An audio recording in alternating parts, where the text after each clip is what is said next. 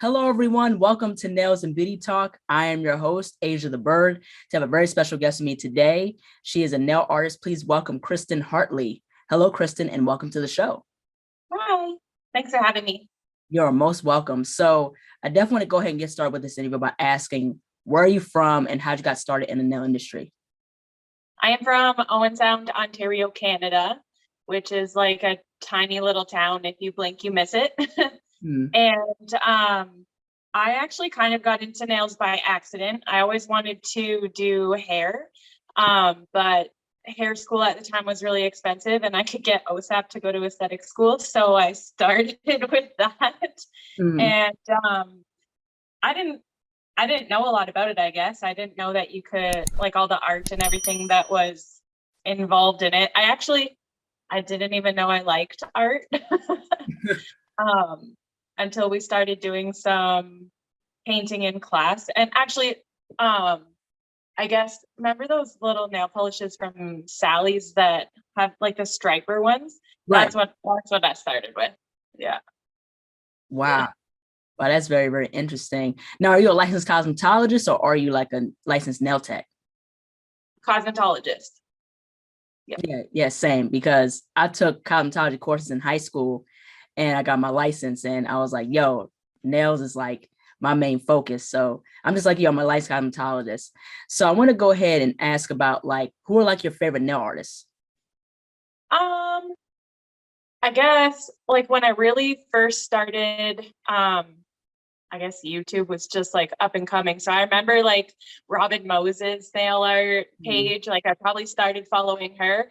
And then when I really started to get into it was probably like season 3, I think, of Nails Next Top Nail Artist. So like Winnie and Sarah from Get Buff Nails and Selena. Oh, cool, cool. Yeah, so that's probably who I follow. I followed the most for the longest time, and now I have like a whole list of people that I follow. Oh, that's really, really cool. So you have your own nail salon. So what has been your whole experience on your own nail salon or nail studio? I do like being my own boss and kind of doing what I need to do. Um, it's a little hard because I'm definitely a workaholic and I don't say no very often, so I'm at work a lot. COVID made things really hard. I had a storefront, but I closed that after the last lockdown and then moved it back to a home-based salon, which is a little bit easier financially. So I like being in a smaller space. And I only have one staff now. I used to have 6. So it's a little bit easier just worrying about myself and one other person. So that's kind of nice. But it's been a bit of a roller coaster. Now I want to get into like pricing. Like, how do you price like your nail services? Do you go by the hour? Do you charge like a full price? Like, how does that work with your services in your salon?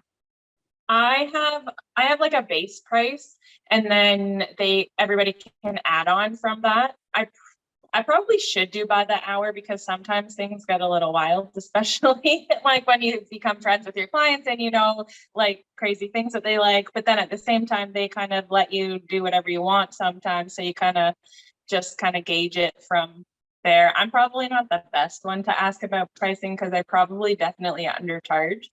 But yeah, that's a really hard, it is hard, especially like as the owner to make those decisions. Right. Um, but we also kind of price competitively too. So like depending on what other spots in town are offering too.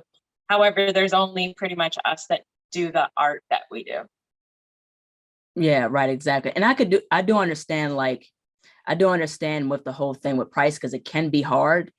It Mm. can be like difficult to like, because you want to charge what you're worth, but you don't want to charge too high and you don't want to charge too low. So Yeah. yeah, it can be like, a hard thing to kind of find that balance. Yes. Yes. It's definitely hard to find balance. Now, I know that you're an apprentice tattooer. So how's that been, that whole experience being a tattoo artist? It's been awesome. I love it so much.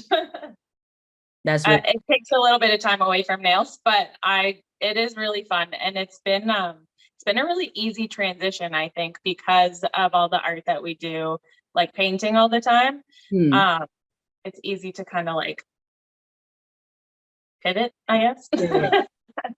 Yeah. Yeah, to transition into another, art. Yeah, yeah, yeah.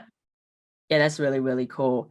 Now, I want to switch gears and talk about in terms of like marketing. So, what has been some marketing strategies that you've used in terms of promoting like your nail services and your tattoos and things like that? Probably I would say the most impactful would be like Instagram because everybody's on it. I just started trying TikTok and still Facebook for older generation, I guess. Like our age and younger is definitely all over Instagram. And a lot of people have found me that way too. I also definitely started nails before like marketing and promoting and stuff was mostly social media too. So I don't know. I just pretty much worked as many hours as I could just whenever anybody could get in to make sure that people knew that that was the place to go to get what you want. And then after a while, it just kind of like you can see a set of nails now and it's like, oh, did you go down to Fox? Because those ones are a little wild and Right. not just the basic. Yeah. Now, how could you describe the nail scene in Ontario? Like, how big is the nail community down there? It's not very big at all. Actually, I have a hard time. Like Canada kind of sucks, honestly. There's a little bit. And certain people have tried to bring it bigger. Like there's only one show yearly in Toronto. I think it's just called the Aesthetics and Spa show. That it used to be like with the ABAs, the hair shows or whatever.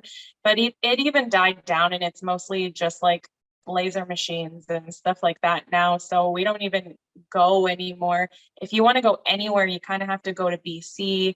We used to have a nail connection one too, but I mean, COVID played a big part in not doing anything either, but there's not a lot around. If you want to learn courses and stuff, it's basically all online, or you have to travel like a far distance to do it because not very many people do. I don't find it's kind of starting to branch out more now that more people are interested in it, but it hasn't been for a long time.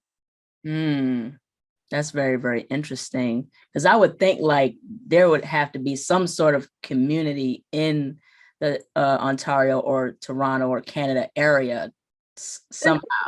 definitely a community, and it's like it's starting to grow, I think. But in terms of like nail shows or even like getting products, and like we have one Cosmoprof, and that's probably to get to another one, you probably have to drive about 2 hours. Like yeah, and they never have anything in stock, and they pretty much only carry OPI and CND, and that's if they even have it. It's awful. Yeah. So I pay a lot in shipping. That's crazy. I would think they'd be Like like when more Cosmoprof places or something like. yep, we used to have one other one, like alternative beauty or something, but it closed down like 5 years ago. It's terrible. And it's terrible too when you try to like shop local or like we're good with stuff like that with like creams and like oils and whatever, but like our local is like ugly duckling in BC. Like there's not a lot. Makes it a little difficult. And you try a lot of stuff because you need to order it online to try it and then kind of waste it because you don't like it or it wasn't what you thought it would be or whatever. A lot of research. That's crazy. That's Yeah. absolutely crazy. Now, what is your take in terms of nail education and how it could be improved? Um, I definitely think it could be improved. There's like, especially around here, there's not a lot. Like I took my nail course from my college when I went for aesthetics. And then I think when I went for hair, there was like a manicure course or something, which is very basic. It wasn't even I had a couple clients come in and they said they were going to start learning nails too. And I asked them to show me their online course. And it was still like star nail videos from like 15 years ago. So I definitely think it needs to be upgraded. It's definitely hard. I've thought about like I would love to do an online academy or something, but it's definitely a lot of work, and technology doesn't love me. So I would have to pay someone to help me do that. Maybe eventually. Yeah, right, exactly. I could definitely agree, especially here in the States, like with state board, especially with like beauty education, is not as We don't even have a state board or anything. You technically, yeah, you need a license, like, or you need a certificate to buy professional products from suppliers. You don't need it to open a salon. Yeah, the only thing like governed is your hair license. And even still, nobody's gonna come to your shop and be like, do you have a hair license today? It just doesn't. To buy professional things is pretty much what you need your license for. Wow, that's crazy. Like here in the States, we do licensing. So you got to do like a certain amount of hours, like within I think in my state, because I'm in Maryland, so it's like 250 hours. Every state is different. And so like, with cosmetology, it's like 1,500 hours. I'm not sure for other, I know for my state it's like 1,500 hours. And that's wow, that's really crazy. I think I needed 1,500 hours for my hair license. But yeah, aesthetics is like, if my husband decided tomorrow he was going to do nails, he could. Wow, you could just jump right in it. Yeah, it's like a whole other issue with this country. Yeah. I definitely think there has to be a lot improved, especially with the education aspect of just knowing like, how to do different services, how to, understand like different like nail trends and different nail techniques. I definitely believe that's very, very important because, that's just important stuff to really know, like the basic stuff, how to take care of clients, understanding blood spill, understanding, safety sanitation. That's very, very important. Yeah. Like we make sure we have our bloodborne pathogens and stuff like that. But even when we get health inspected, they don't ask for it. It's optional. Yeah. It's not a mandatory course. Wow. Yep. That's crazy. But I do want to shift gears and talk about NTNA. So you've competed. I know we both competed in season 8, but you've competed also in season 9. So what has been your whole experience as competing in both seasons? It is a wild experience. It's definitely not for the faint of heart. I feel like if you're going to do it, you need to make sure that you want to do it. And because it's so time consuming, you kind of like I have 3 kids too. So I find it a little bit difficult time management when you still work your full-time job and then you have to come home and be mom for the night. And then you have to put like 20 hours into your into your piece that you're doing. And then you also have to do your video editing and your write up that they need for it. It was a lot. Wow. A couple meltdowns. What was that saying? Yeah. But it's also fun because it kind of like, it makes you be more creative. Like I don't always make time for myself anymore to do a lot of extra art and just like new trends and stuff that you want to try. So when you not like when you're forced to like they give you something and then you actually have to make your brain work to come up with something for it, which is fun. When I was going through the photos to send to you, I was like, oh, you know what? I actually really like these. And, except at the time when I was submitting them, I was like, oh, I don't know what I was doing. Right. Yeah. Right, exactly. It was so interesting. We both competed in season 8. And the thing with NTNA, it really pushes you to do like out the box work. Yeah. It pushes you to be really, really creative and like go show like the world this whole thing of creativity is your oyster. And but my only thing is it's just kind of the judging just has to be consistent.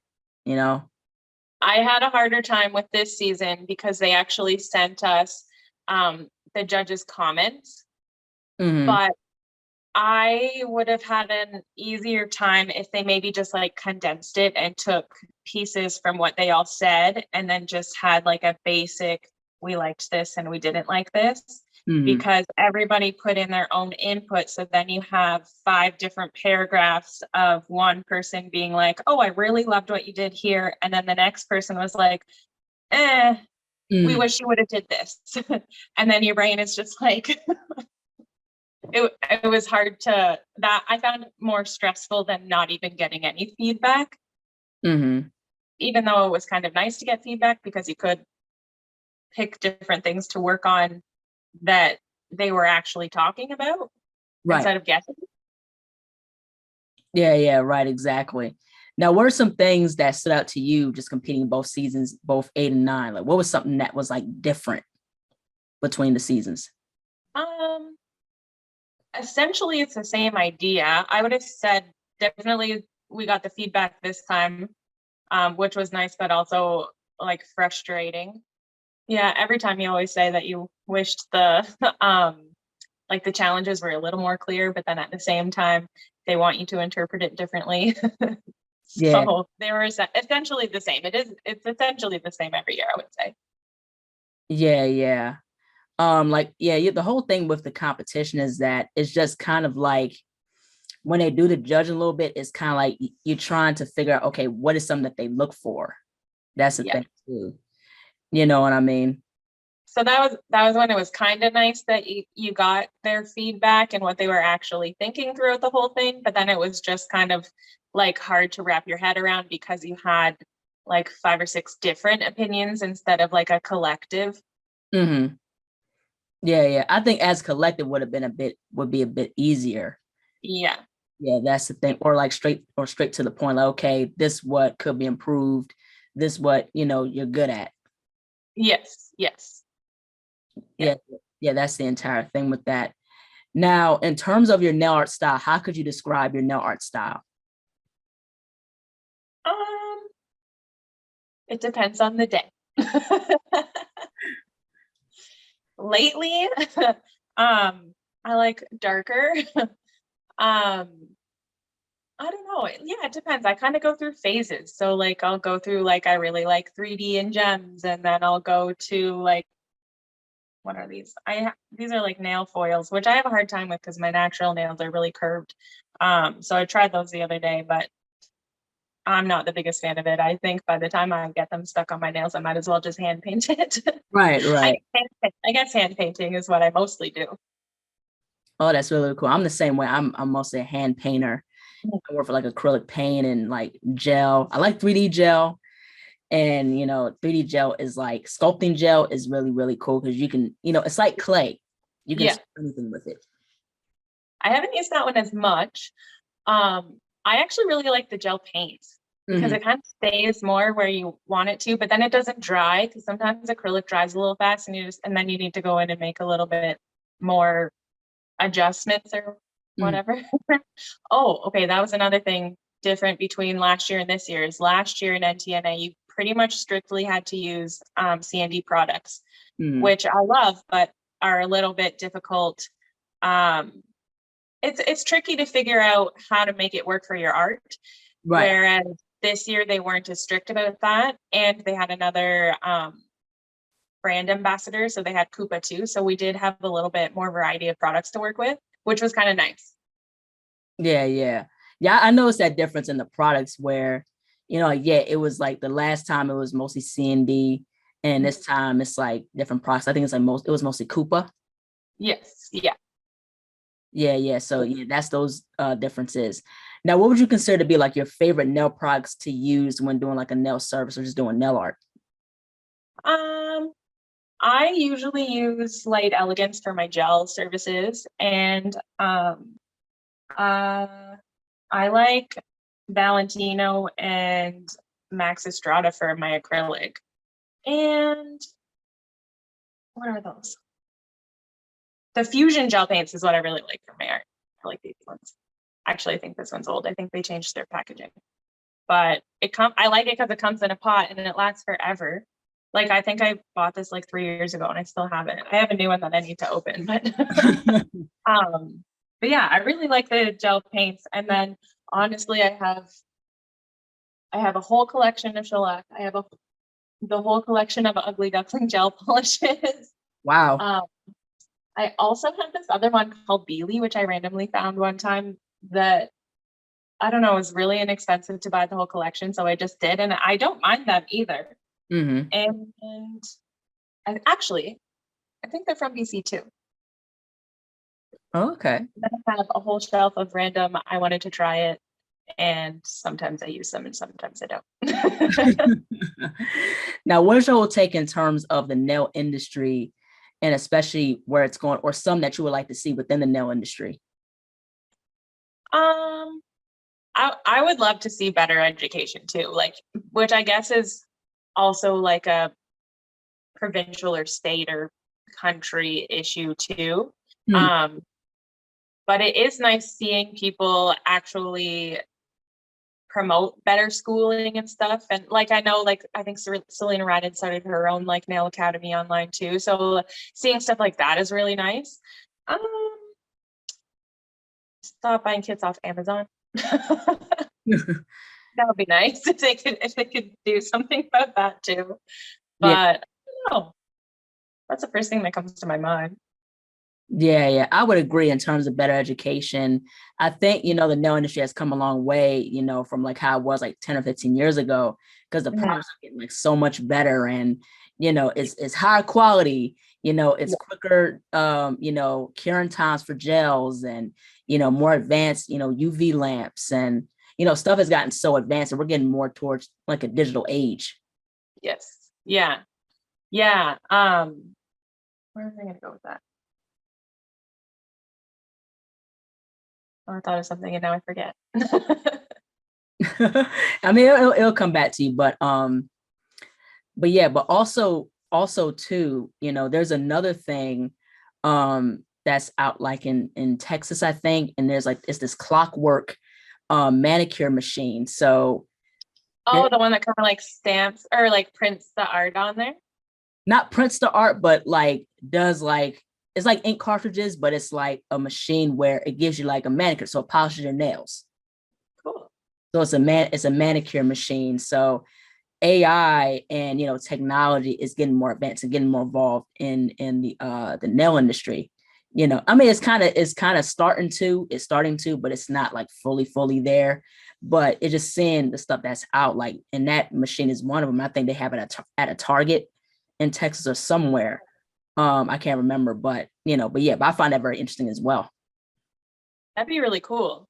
Also feel like I won't have a job soon, but no kidding.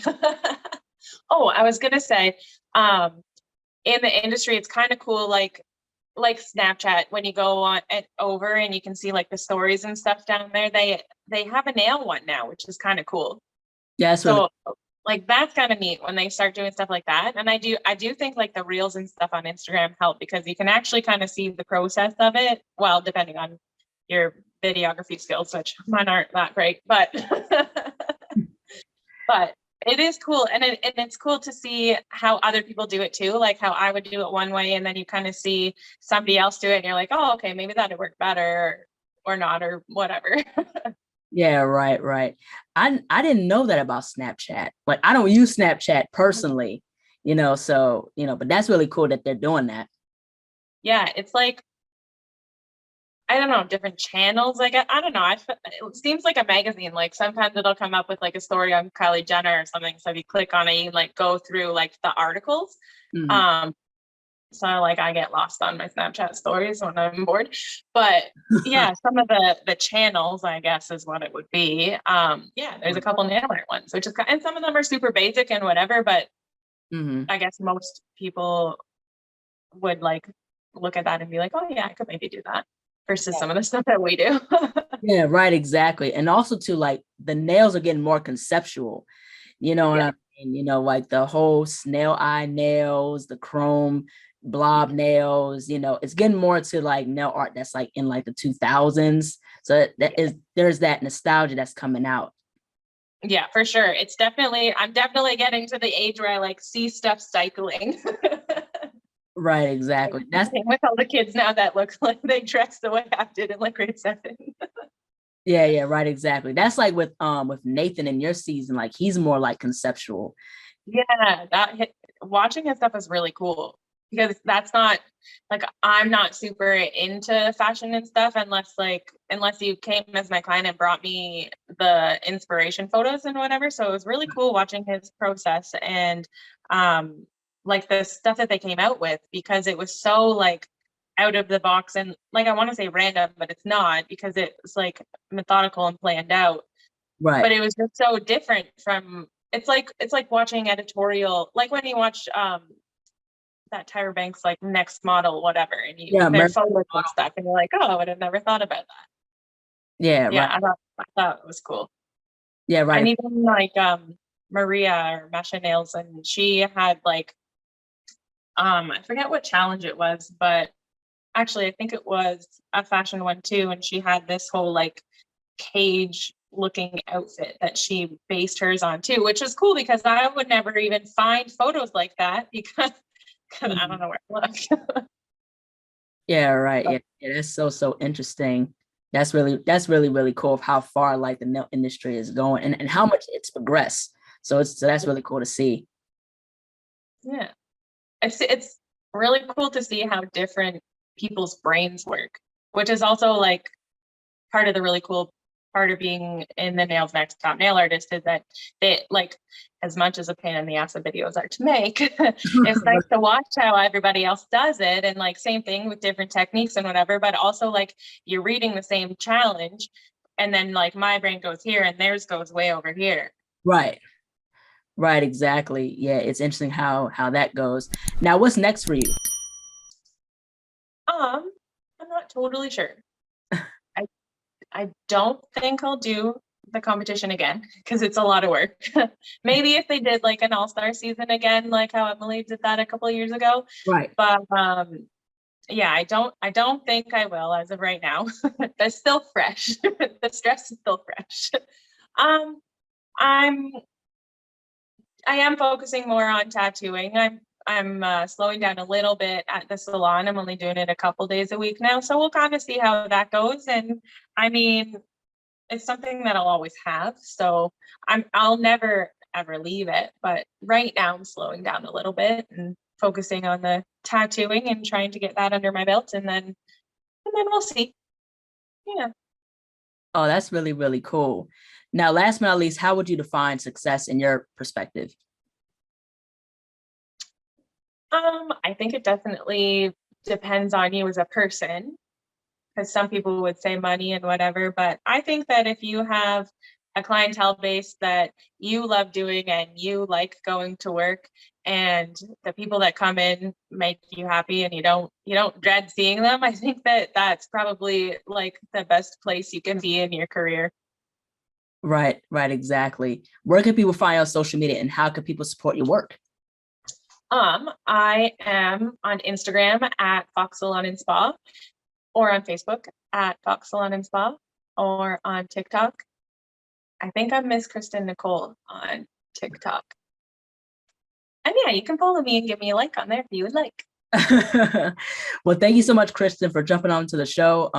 It's really cool to see your journey in NTNA, both seasons 8 and 9. And like I said, we both competed in season 8. But yeah, congratulations on both of those time making it to the top 5. And your work is really great. Thank you so much. Thanks for having me. Thank you. You're most welcome. Bye-bye. Hello, everyone. Thank you so much for watching. Please like, comment, share, and subscribe to the channel. Be sure to click the bell for notifications. Also, follow me on my social media platforms and visit my website, asiaticbird.com, and be on the lookout for more interviews to come very soon. Take care and stay beautiful.